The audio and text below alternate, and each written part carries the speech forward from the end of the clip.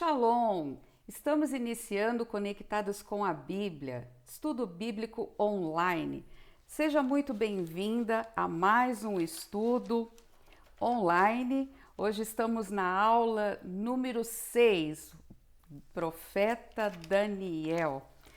Que bom que você está aqui. Eu espero que esse estudo seja edificante e abençoado para a sua vida. Sejam todas bem-vindas.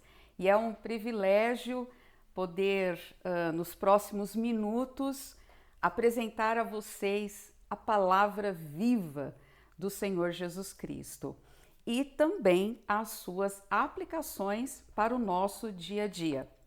Vamos então à palavra de Deus? Vamos às Escrituras. Vamos lembrar que no Evangelho de Mateus, de Marcos, o próprio Senhor Jesus Cristo, ele se refere a Daniel como o profeta. Então veja só, ele é reconhecido pelo próprio Senhor Jesus Cristo. No capítulo 1 de Daniel, nós vimos que poderoso jovem ele foi para Deus, não é verdade? Então Daniel ali inicia, aqui o seu livro falando dos seus últimos momentos de adolescência, e ele estava lá refugiado, ele mais 3 amigos, na Babilônia, e nós vimos que Judá foi invadido e conquistado pelo Império Babilônico, o conhecido Nabucodonosor e todo o seu exército. E aí nós vemos como Deus age por todas as circunstâncias difíceis da vida. Então, um verbo que eu destaquei aí para o capítulo 1 é Deus age. Mesmo estando longe da sua família, longe dos seus familiares, longe da sua pátria, eles não estavam sozinhos. Então, esse é o Deus Altíssimo presente no livro de Daniel. Lembrando que o Deus presente é o Deus dos judeus, que tem interesse em promover a salvação para os gentios. E nós vemos como todas as coisas contribuem para o bem daqueles que amam a Deus. E Daniel e seus 3 amigos foram destaque ali na Babilônia. Então, o que o rei desejava desses jovens escolhidos ali da região de Judá, de Israel? Que eles participassem de um programa de treinamento numa escola, vamos dizer assim, um curso onde ele era reconhecido por todo mundo, uma faculdade como hoje aqui, uma federal, quem não gostaria de estudar numa faculdade assim, E o rei queria usá-los para mais tarde fazer o quê? Administrar os assuntos particulares ali do Império de Babilônia. E Daniel e seus amigos, eles entraram nesse programa de treinamento e de estudos.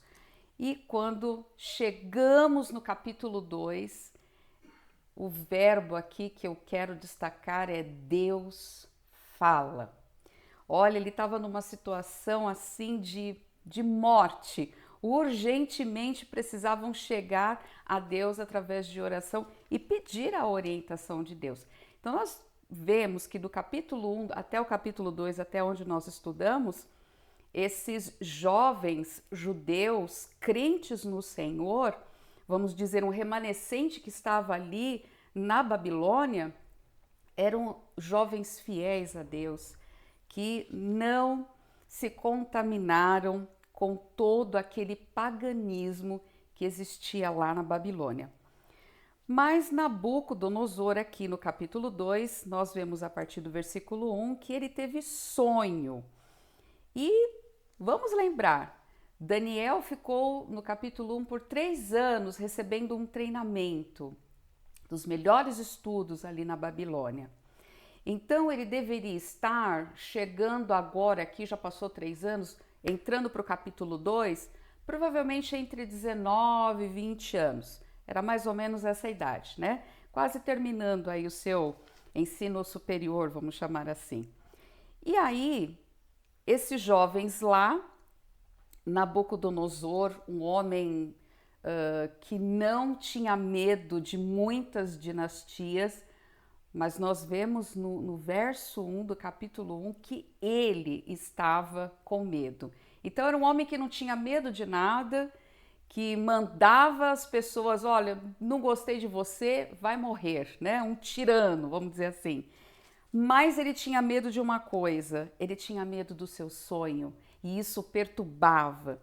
Então, de acordo com Daniel 2:1, o rei teve um sonho e, obviamente, esse sonho foi mais de uma vez, né? Então, foram sonhos. O sonho que encheu o sentimento do rei de pavor, mais do que qualquer outra coisa na vida dele. Ele queria descobrir o quê? O significado do sonho. Evidentemente, esse sonho tinha um caráter tão estranho a ponto de ele reconhecer a importância de saber a revelação desses sonhos. E para desvendar esse mistério, nós vemos aqui nos versículos que seguem, ele reúne todos os magos, astrólogos, caldeus, feiticeiros. Para quê? Para que pudesse saber, com a sua experiência, se de repente ali naquele seu seminário, né, se realmente são homens instruídos e sabedores do conhecimento, se eles pudessem desvendar e chegar a uma conclusão precisa. É claro, Nabucodonosor estava fazendo era um teste, na verdade, testando o conhecimento desses assessores religiosos que estavam ali. E ele não contou o seu sonho, mas ele ordenou que estes sábios contassem o sonho e dissessem depois a sua interpretação.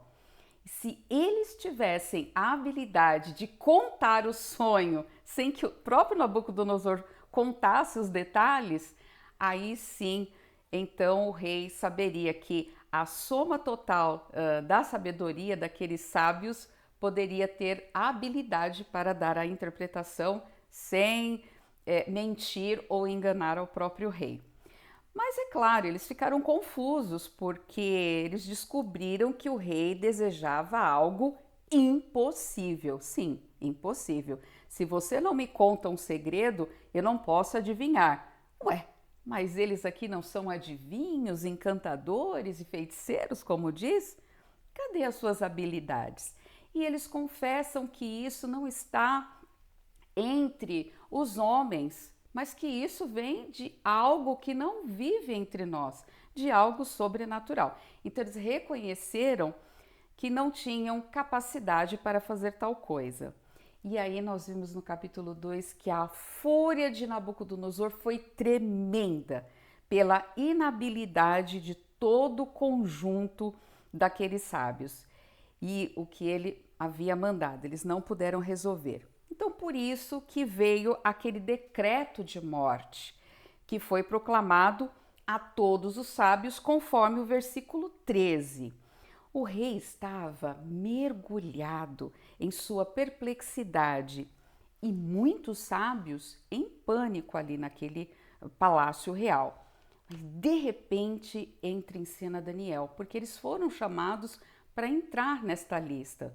Ele e seus amigos ficaram sabendo que estavam incluídos nessa lista de sentença de morte. Versículos 14, 15. E aí Daniel pergunta ao executor: espere um momento, por que o rei está tão severo e apressado para esse decreto de morte? O que está acontecendo? Nós não estamos sabendo. Então Arioque vai e participa de Daniel sobre o que está acontecendo e o que levou o rei a dar esse decreto de morte. Ele, sabendo do problema, olha isso, gente, versículo 16 e 17, Daniel, em seu coração, ele foi levado a Deus para buscar o rei, porque ele falou com o matador e agora ele fala com o rei e pede um tempo para orar. Agora nós vemos aqui a postura e o comportamento de um servo de Deus. Como um servo de Deus deve se comportar, deve reagir diante das dificuldades de vida ou morte. E Daniel, sábio, manso, né, movido, ele foi levado por Deus, certamente, para entrar na sala do rei e pedir um tempo para que ele pudesse, então, satisfazer o desejo daquela ordem do rei. E Daniel sabia que por detrás de tudo isso, minhas amadas, estava a graça de Deus e a sua misericórdia. E tudo isso foi o que levou até Babilônia. Então ele pensou: Deus tem um propósito por eu estar aqui e por toda essa pressão acontecer nas nossas vidas. Então, o que nós aprendemos aqui? Daniel foi fiel a Deus ali na Babilônia. E que lição que nós podemos tirar para a nossa vida? Mesmo quando ninguém está nos vendo, Deus está vendo. Deus está acompanhando o nosso comportamento. Então nós vemos aqui que o caráter e a conduta de Daniel é de um servo fiel. Mesmo não estando com os seus pais, não estando na sua pátria, não estando debaixo de autoridades do seu país, que estava em ruínas de Judá, né? O profeta Jeremias ali estava em ruínas Jerusalém, mas ele estava debaixo de uma autoridade pagã. Mas isso foi permissão de Deus, minhas amadas. Nós vemos no capítulo 1 que Deus entregou o rei de Judá nas mãos de Nabucodonosor. Então, Nabucodonosor, por mais tirano que seja, ele estava debaixo da autoridade. Então, vamos imaginar Deus no trono, e nós vemos então nesse capítulo, neste livro de Daniel, no livro todo, né, a soberania universal de Deus. Aí você me pergunta, mas será que Deus está vendo o que acontece com o Brasil? O que acontece com os Estados Unidos? O que acontece com Israel? O que acontece com a Rússia e tantos mais países? Sim, Deus está no trono assistindo tudo. E nós vimos que no final do capítulo 2, nós vimos que quem é que vai acabar com esse tempo dos gentios, com todos esses impérios do mundo, porque a profecia de Daniel, capítulo 2, é o ABC das profecias. Então, tem muito a ver com o que está acontecendo hoje. Quando acabar todos esses impérios, virá uma pedra que virá do alto, sem o auxílio de mãos humanas. E nós já aprendemos que essa pedra é Jesus Cristo. E aí sim, ele vai implantar o seu reino messiânico aqui na terra. Aleluia. Então, quantas coisas nós aprendemos. Agora que vem a pressão, né? Então, Daniel, ele tomou um conhecimento do edito real, edito real, né? Que foi o decreto real, a declaração. Deus convocou uma reunião ali com Daniel, conversou com Deus, os seus amigos, todos em oração. Mas os sábios não sabiam o que viria depois disso. E pensando naquele tempo, eles poderiam pensar mil coisas e ficarem apavorados, mas nunca eles poderiam imaginar que Daniel, depois de um tempo em oração com um grupinho pequeno, ele pudesse trazer a revelação dos sonhos. Então, olha como Deus vai trabalhando. Os judeus testemunhando o verdadeiro Deus ali entre os gentios, e a começar com o sonho de Nabucodonosor. Então, lembra do apóstolo Paulo? Não me envergonhe do evangelho, porque ele é o poder de Deus para a salvação de quem? Para a salvação de todo aquele que crê, do judeu e do gentil. Então, a salvação é para todos, e Deus usando esse princípio ali. Daniel, ele não fez o seguinte, ele não convocou os sábios, ele não convocou aqueles professores dos quais ele teve os 3 anos, né, de treinamento na Babilônia, ele não convocou sócios, ele não convocou essa reunião, mas a Bíblia fala que Daniel reuniu um remanescente, Daniel reuniu um grupo pequeno, seus amigos, ali para urgentemente orarem, pois eles poderiam não ter um amanhã para esperar. Então aqui nós vemos uma lição muito importante, que o tempo que nós buscamos a Deus nas Escrituras e na oração é urgente, minhas amadas, porque nós não sabemos o que vai nos acontecer daqui a instantes. Eu não sei se amanhã vou estar viva.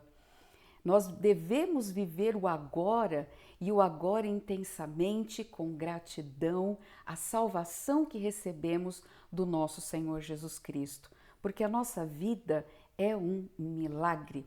E tudo aqui é passageiro. E nós devemos viver esse dia, agora, esta noite, esse momento que estamos reunidas, como um momento muito especial, porque sempre é especial quando nos encontramos, quando estamos ao redor da palavra de Deus. E nós sabemos que Deus está presente. Aonde 2 ou 3 se reunirem, Deus está presente. E é claro, voltando para o contexto aqui de Daniel capítulo 2, o Senhor estava ali presente, sem dúvida. Então nós vamos ver tudo aquilo que se deve fazer, faça agora e já. Ore pedindo a direção de Deus em oração na sua vida para tudo.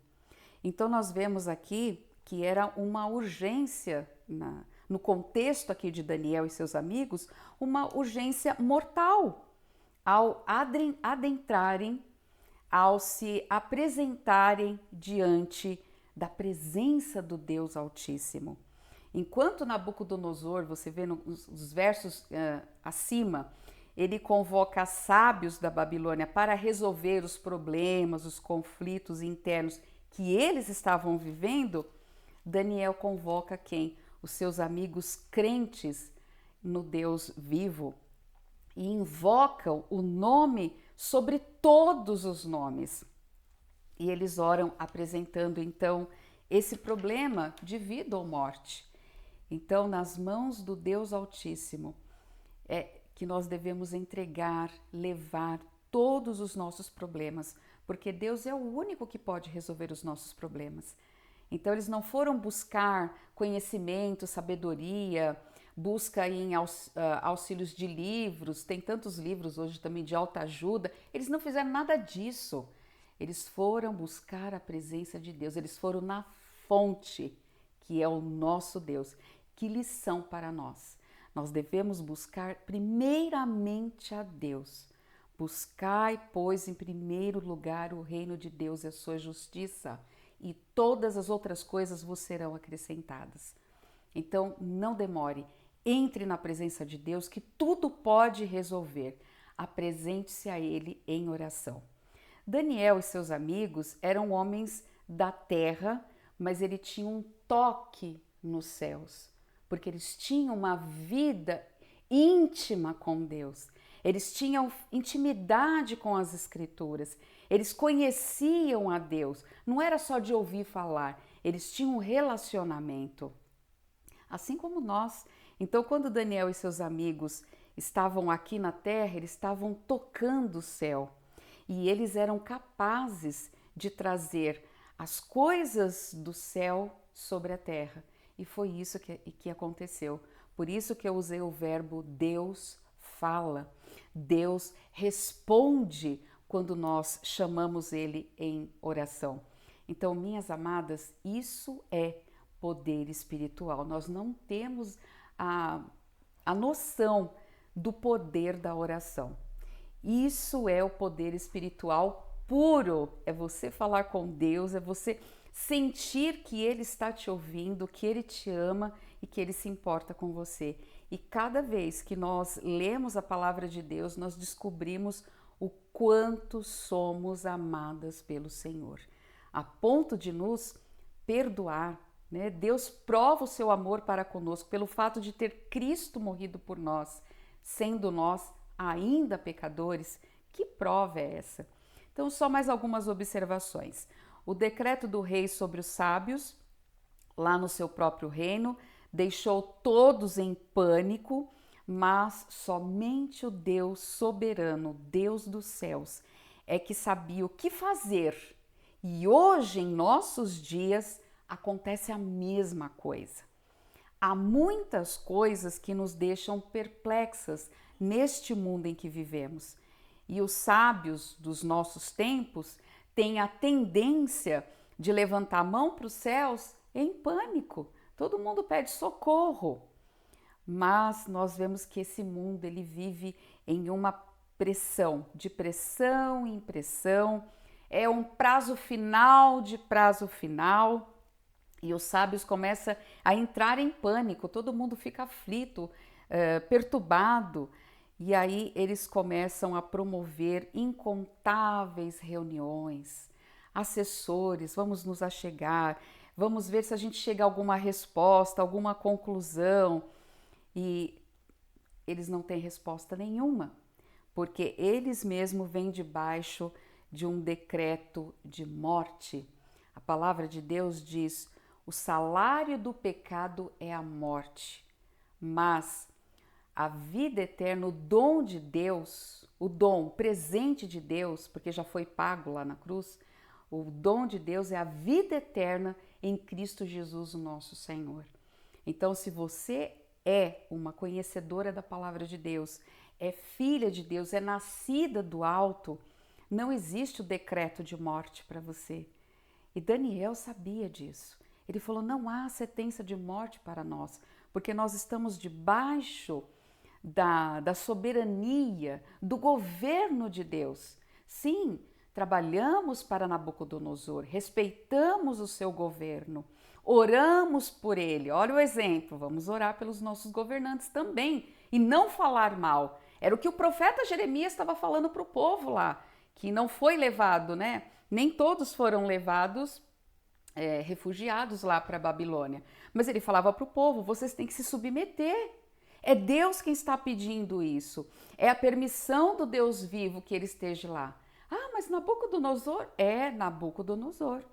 Então nós precisamos entender que por detrás de tudo Deus está agindo, Deus está falando, e olha como o poder espiritual pode mover os céus, trazendo as bênçãos celestiais para a nossa vida aqui na terra quando nos colocamos numa posição de oração, assim como Daniel e seus amigos. Então nós vemos aqui que todos esses impérios, no capítulo 2, vão chegar ao fim. Tudo isso, toda essa perplexidade, esse mundo em que as pessoas estão vivendo com pânico, crises, isso vai chegar ao fim. A morte da nossa sociedade, ela cambeia de canto em canto do nosso mundo. Esta é a triste nota do mundo, das pessoas que não estão andando na luz que é Jesus. Esta é a verdade. Mas, por outro lado, aqueles que conhecem a Cristo, os cristãos, aqueles que nasceram de novo, através da sua fé pessoal em Jesus Cristo, sabe que é diferente. Devemos nos comportar diferente, não como os demais. Então os cristãos sabem que há um Deus no céu e que ele governa sobre todos os assuntos. Portanto, enquanto o incrédulo ele não importa em quão sábio seja o seu conhecimento, ele vai entrar em pânico. Mas o crente, ele não entra em pânico. Ele vai fazer o quê? Ele entra na presença de Deus e em atitude de oração. Assim como nós vimos aqui no capítulo 2 de Daniel. Então, para todas as dificuldades, há uma solução. O crente em Cristo sabe que com confiança ele pode enfrentar o futuro, mesmo que a sua vida seja tirada. E esse mesmo Daniel aqui, ó, ele sabia que se ele perdesse a sua vida, ele estava seguro nas mãos de Deus. Ele sabia para onde iria se encontrar depois da morte, vida eterna com Cristo Jesus. E você já tomou essa decisão? É nesta vida que se decide aonde você vai passar a sua eternidade. Todos os dias nós estamos em perigo iminente. Pode acontecer qualquer coisa conosco. Por isso eu reforço, a coisa mais importante para acontecer na vida de uma pessoa são 3 decisões. A gente vê que esses jovens tomam muitas decisões, né? A primeira decisão importante na vida: você já é salva? você já nasceu de novo? A segunda decisão, você vai se casar e com quem? Né? É da vontade de Deus que você se case com essa pessoa? E a terceira é qual a profissão que você vai exercer. Essa profissão vai glorificar o nome de Deus? Sabe, são decisões que nós precisamos levar a Deus em oração, para ver se estamos debaixo da autoridade de Deus. E Daniel, ele tem esse momento íntimo aqui de oração com seus amigos. Nós vemos que a intervenção divina veio, Deus de fato se revelou e ele revelou duas coisas. Ele contou para Daniel o sonho e mais, a interpretação. Então ele precisava saber duas coisas: o que o sonho aconteceu no sonho de Nabucodonosor e o seu significado de tudo aquilo. E Nabucodonosor então teve a sua interpretação com excelência. Daniel revelou tudo. Agora eu vou te perguntar, diga-me, você crê que deva pedir grandes coisas para Deus? Às vezes as pessoas se contentam com coisas tão pequenas, tão passageiras, mas desprezam as coisas grandes. As grandes coisas são as coisas de Deus. Clama a mim e responder-te-ei. Coisas grandes que você não sabe, que você não conhece, que você nem imagina. Coisas grandes e firmes. Então não despreze as coisas grandes. A grandeza da nossa vida está em viver a serviço e adoração do nosso Rei Jesus Cristo. Agora eu pergunto, você busca averiguar aqui na Bíblia, na Palavra de Deus, se tudo que você está fazendo está de acordo com a vontade de Deus? O salmista diz: ensina-me a fazer a tua vontade, pois tu és o meu Deus. Essa deve ser a nossa oração. Por favor, nunca despreze a palavra de Deus e a oração. E sendo assim, você será bem-sucedida, abençoada, pode ter certeza. Então, diante da pressão, Daniel e seus amigos entraram diante de Deus em oração. Pai, muito obrigada pelas escrituras que dizem que Deus nos ouve, que Deus nos ama, que o Senhor se importa com as nossas vidas. Até nas orações, quando pedimos coisas tão pequeninas, detalhes, o Senhor tem o prazer de ouvir a voz dos seus filhos falando contigo em oração. Pai, como somos gratas pela salvação em Cristo Jesus, por termos o Espírito Santo que habita em nós e intercede por nós com gemidos inexprimíveis, porque não sabemos orar como convém. Pai, como somos agradecidas em nome de Cristo Jesus. Amém. Muito bem, nós fizemos aqui um panorama desses primeiros 2 versículos, vemos então que Deus age e no capítulo 2 Deus fala, Deus se revela aos seus servos. O agir de Deus. Então nós vemos aqui, ó, a declaração até o momento que Daniel deu para Nabucodonosor foi exata. O rei não podia negar que Daniel de fato sabia o seu sonho, que tratava-se da estátua de um homem cujas características passam rapidamente diante dos olhos do rei. Então ele viu lá a cabeça da estátua de ouro e indo até os pés de ferro e barro. Porém, naquela estátua não havia movimento, não havia vida, não havia fôlego de vida, mas causou um medo absurdo na vida de Nabucodonosor. Então era apenas um objeto de metal, mas sem dúvida foi algo muito impressionante. E de repente, de uma forma bastante dramática, apareceu ali uma pedra que foi cortada sem o auxílio de mão. Então observe na escritura, em Daniel 2, 34, isso significa que essa pedra cortada por Deus sem ajuda humana com o aparecimento da pedra começa uma ação.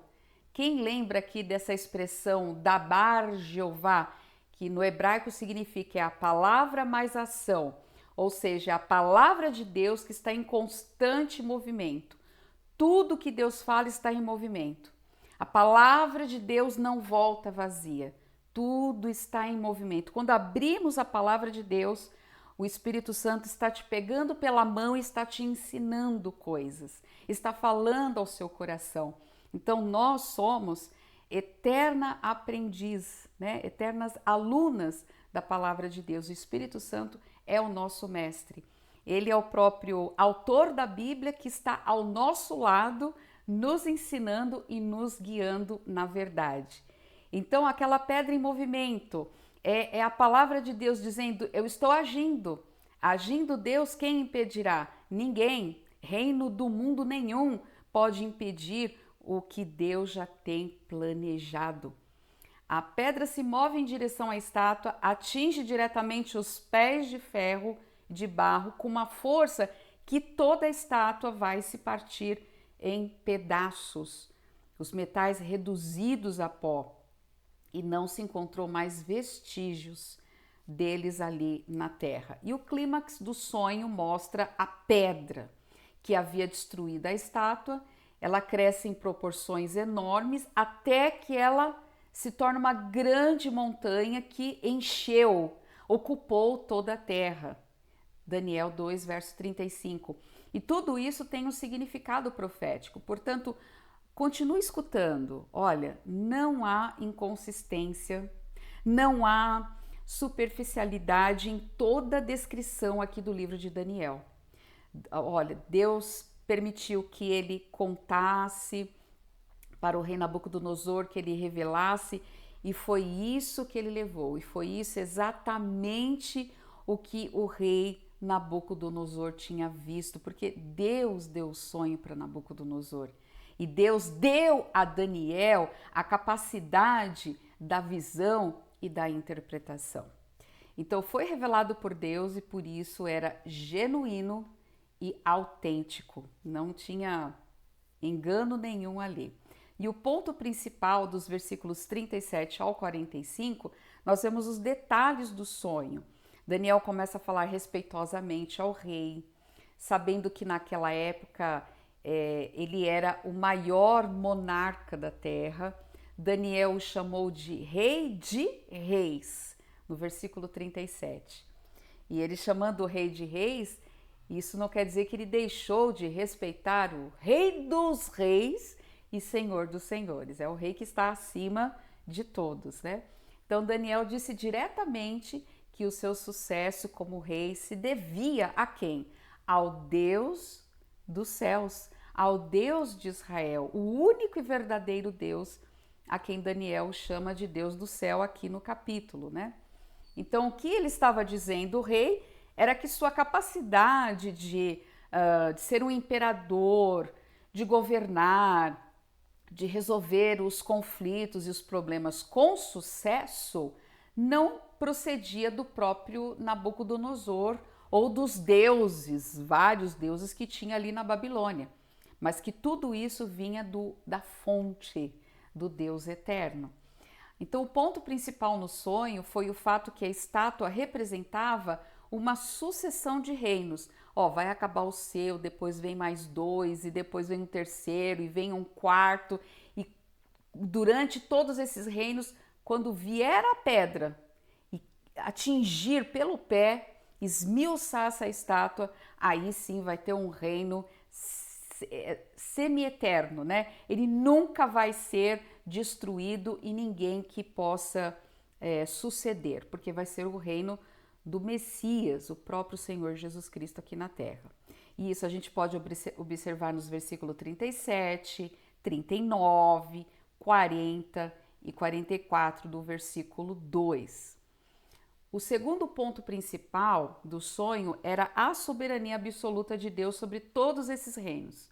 Eles começariam quando Deus entregasse os reinos aos homens e, por fim, estabelecendo o seu reino messiânico sobre a terra. Isso você pode ver nos versos 37 até o 45. Agora, pouco é dito sobre o segundo e o terceiro reino. Ambos eles são limitados a um versículo 39. É pouco falado. Ele tem uma simples declaração de que seriam 2 reinos. Tudo que é dito sobre o segundo reino é que ele seria menor do que Nabucodonosor. Agora, isto é muito importante e merece um comentário mais amplo. Essa inferioridade é uma característica marcante e ela continua através de cada transição do ouro, nos metais, na prata, no bronze, para o ferro e finalmente o ferro misturado para o barro e barro com lodo.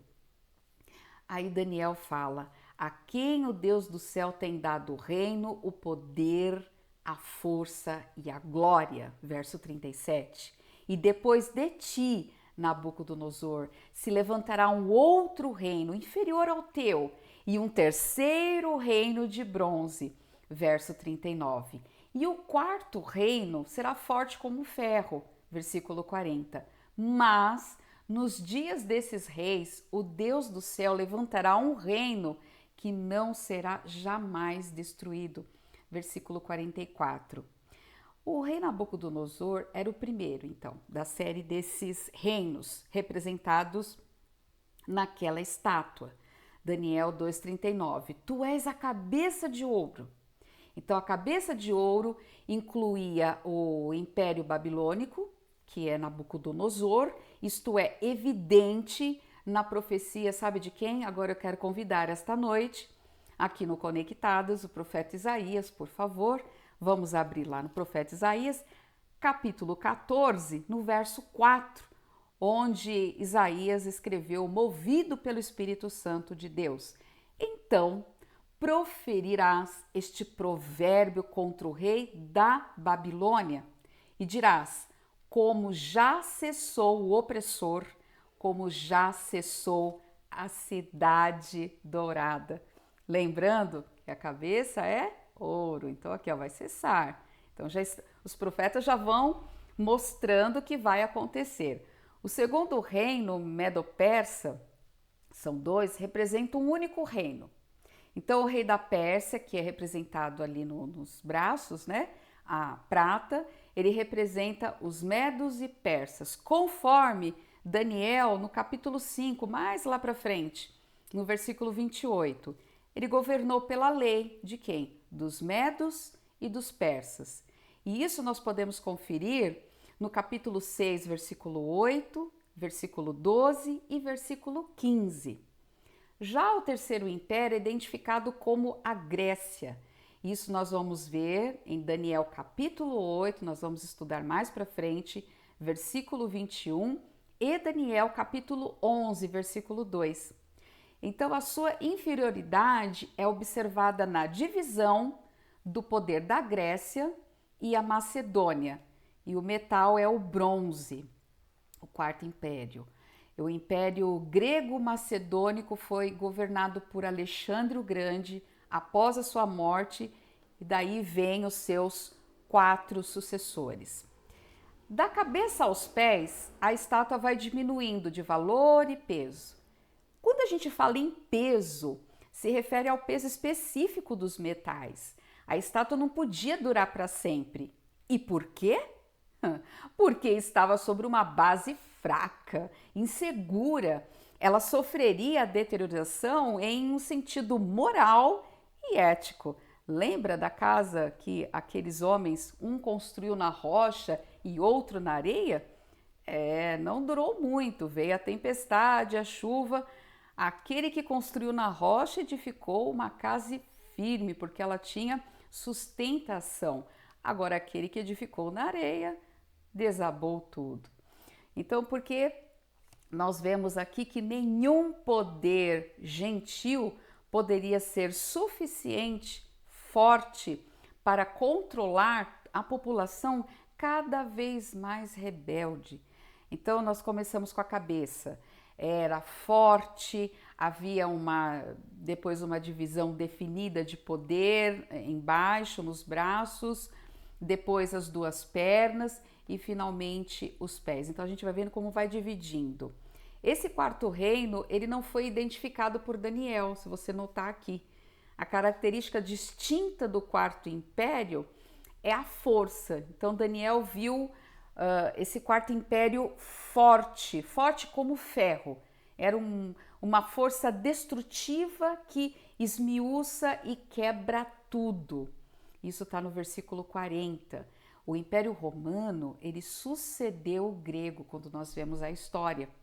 E ela teve origem aonde? Em Roma. E se tornou o centro do governo mundial. A descrição do profeta Daniel se adapta ao Império Romano porque Roma, ela tinha uma reputação de quê? De romper toda oposição e resistência com o calcanhar de ferro. Quando o nosso Senhor Jesus Cristo nasceu em Belém, as marchas das legiões romanas, que era ouvida por todo mundo, vocês lembram disso? Então vamos convidar o escritor e médico do Evangelho Lucas, capítulo 2, versículo 1. Nós estudamos isso quando vimos o nascimento de Jesus. E aconteceu naqueles dias que saiu um decreto da parte de César Augusto para que todo mundo se alistasse. Então nós vemos aqui, Lucas nos dá a prova de que quem sucedeu à Grécia foi Roma, e nós vemos que esse poder de Roma era conhecido como uma potência em todo o mundo. Agora aqui o reino dividido em 10 partes, chegamos aqui nos pés. Os dedos dos pés são 10. E isso sugere que o reino é dividido em quantas partes? 10 partes. Assim como o peito e os braços, o ventre, as coxas e as pernas, nós temos os pés.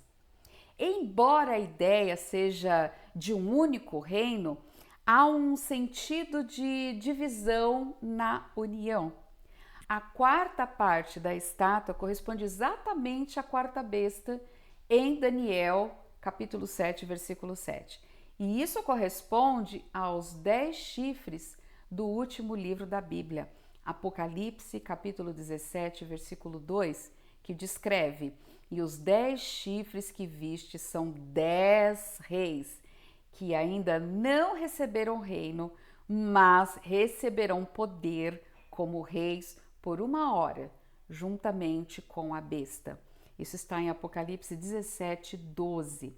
O ferro era misturado com barro, voltando para Daniel 2,43. Então nós podemos ver que o ferro com barro não se mistura, não se ligam um ao outro. Então assim não vai ser os seus impérios. Agora, o que é esse barro? Aqui ele é chamado de semente humana, ou seja, a humanidade em geral em oposição a uma determinada raça, nação ou império como aqui no tempo. Basta a gente ler a história de Roma para saber que uma grande variedade de povos estavam incluídos no próprio Império Romano. O antigo Império Romano ocorreu em um período de vários séculos, mas 10 reinos, representado pelos 10 dedos aqui da estátua, existem todos ao mesmo tempo e eles formam a confederação. Então isso nos leva a crer que ainda não aconteceu esse período desses 10 reinos. Isso vai acontecer. E aqui nos versos 44, 45, a última forma de poder mundial está ativa quando a pedra esmiuça toda essa imagem. Então, Daniel 2, do 44 e 45, deve ser estudados com atenção. É uma parte profética da interpretação do sonho. Os estudiosos da Bíblia reconhecem essa profecia como o início do reino messiânico aqui na Terra, e eu creio nisso. O que vamos estudar não é histórico, mas ele é profético. O tempo para o cumprimento dessa profecia é a segunda vinda do Senhor Jesus Cristo à Terra. Deus estabelecerá o seu reino messiânico na Terra, que irá destruir todos os outros reinos, e o seu reino mesmo é indestrutível. porque é um reino eterno do próprio Deus vivo. E isso é o coração e a alma de toda profecia, pois ela prevê aquele dia, é um dia por vir, de acordo com o último livro da Bíblia, Apocalipse. E o sétimo anjo tocou a sua trombeta, e houve no céu grandes vozes que diziam: os reinos do mundo vieram a ser de nosso Senhor e de seu Cristo. Ele reinará para todo sempre. Serão ouvidas essas vozes. E isso está escrito em Apocalipse, capítulo 11, versículo 5. Então nós comparamos Daniel 2,44 com Apocalipse 11,15. Anote aí no cantinho para depois você comparar. O reino messiânico jamais será destruído. Haverá paz perene, paz real. Haverá shalom, porque o príncipe da paz, o ministro da paz estará governando e administrando todas essas coisas. Esse reino é a pedra da profecia de Daniel. A pedra do sonho é, certamente, sem dúvida, essa pedra é o Senhor Jesus Cristo. A pedra é um dos muitos símbolos usados na Bíblia para descrever Jesus, o Messias, como soberano e Salvador Redentor. A pedra é de origem sobrenatural, de acordo com os versículos anteriores 34 e 35. E como nós vemos na concepção milagrosa do Senhor Jesus Cristo, o seu nascimento virginal, ou seja, sobrenatural, assim também será na sua segunda vinda. Isaías 28, versículo 6, portanto assim diz o Senhor Deus, eis que eu assentei em Sião uma pedra já provada, pedra preciosa de esquina e que está bem firme, bem fundada. Aquele que crer, não se apresse. Aquele que crer, não se apresse. Aquele que crê nas Escrituras não tem pressa para ir embora. Não tem pressa para que o tempo que estudam, que oram, que estão reunidos em nome do Senhor Jesus, o tempo passe logo. Aquele que crê, não se apresse. Nós temos prazer, é um desfrute estarmos reunidas diante da palavra de Deus. Isaías 32, do 1 ao 2, ele também diz, eis que reinará um rei com justiça e dominarão os príncipes segundo o juízo. E será aquele homem, ai, como vai ser aquele homem? Como vai ser esse reino? E será aquele homem como esconderijo contra o vento? Olha o refúgio contra a tempestade, como ribeiros de águas em lugares secos e como a sombra de uma grande rocha em terras sedentas. Palavras do Senhor. Isaías 32, verso 2. Essa rocha eterna proveu satisfação e segurança aos filhos de Israel. E o apóstolo Paulo, ele diz para os crentes lá em Corinto, no capítulo 10, verso 4, e beberam todos de uma mesma bebida espiritual. Por quê? Porque eles bebiam da pedra espiritual que os seguia, e a pedra era Cristo. Tal como nós fazemos nesta noite, nós estamos bebendo da pedra espiritual que é o Senhor Jesus Cristo. Sim, voltando para Daniel, a pedra na estátua do sonho do rei, feita não por mãos humanas, não é outro a não ser o Filho eterno de Deus, sobrenaturalmente concebido, nascido da Virgem Maria. Mas a pedra ainda não caiu sobre essa estátua, e isto não acontecerá até, e quando tem até na Bíblia, tem tempo, até que um poder mundial esteja no controle das massas, como representando toda aquela imagem da estátua. Haverá sim um grande golpe nos pés da estátua, a quebra será por inteiro, conforme descrito no versículo 45 de Daniel. Então, só para a gente saber aqui alguns destaques, o governo da Babilônia era autocrático, só ele que mandava, né? Ele não dividia o reino dele com ninguém. Todas as decisões eram deles. O Império Medo-Persa era oligárquico, então tinha divisão, haviam dois que deveriam resolver as situações. O Império Romano era imperialista, mas no governo final do século será democrático, ou seja, um governo pelo povo. O governo pelo povo parece ser a melhor forma de governo, mas ele vai provar ser um fracasso total, como nós vimos na descrição do capítulo. E hoje em dia nós vivemos e vemos a degradação da sociedade democrática. Todas as raças, religiões clamam para que os seus direitos sejam ouvidos, porque as leis não são respeitadas, nem mesmo por aqueles que as fazem. A nossa forma de governo democrático está fadada, essa é a realidade, está fadada a sucumbir, segundo a palavra de Deus e juntamente com outras formas de governos que nós estamos acompanhando. E aí a gente fala, tem saída, tem solução? Qual será o resultado de tudo isso? O resultado de tudo isso será uma teocracia, que é o governo de Deus regendo sobre os homens. O homem não pode sobreviver sobre a democracia porque é um sistema humano e o homem tem se mostrado incapaz de governar a si mesmo. O que nós precisamos é de uma teocracia, ou seja, o governo divino. Portanto, a pedra simboliza a pessoa do Senhor Jesus Cristo. Observe novamente o finalzinho do capítulo 2, no versículo 45, desculpa. Certo é o sonho e fiel a sua interpretação. Resumindo, o sonho, ele apresenta um panorama profético do tempo dos gentios que inclui o seu começo, a sua duração e o seu fim. E o seu the end, né? O seu ponto final.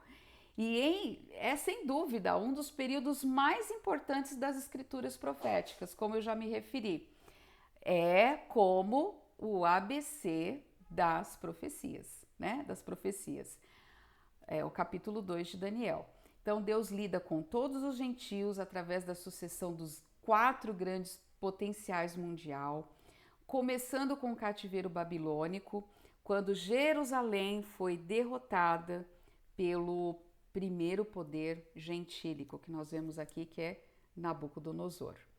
Então, Daniel capítulo 2 mostra o início do curso e a conclusão deste período. A consumação do tempo dos gentios ela vai ser manifesta. Quando? No final da grande tribulação, quando Jesus voltar à terra.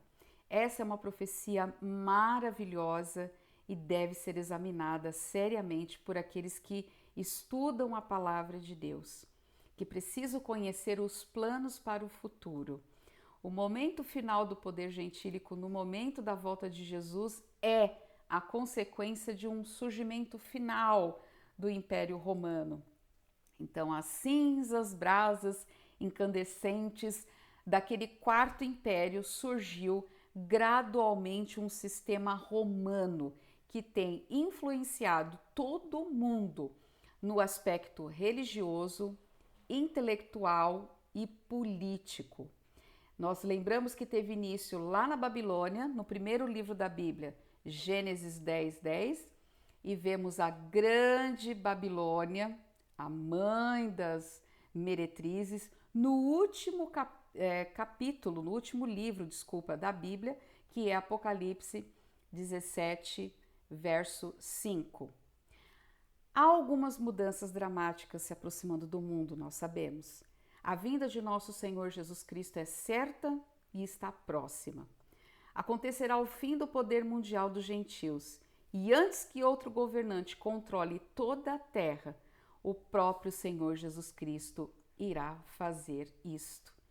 A esperança do cristão é que o Senhor Jesus Cristo virá buscá-lo. Shalom Adonai Shalom. Shalom Adonai Shalom. Shalom Adonai, Shalom Adonai, Shalom Adonai, Shalom. Até de repente, que Deus abençoe a Até de todas repente. vocês. Espero que esse estudo tenha sido uma bênção na sua vida.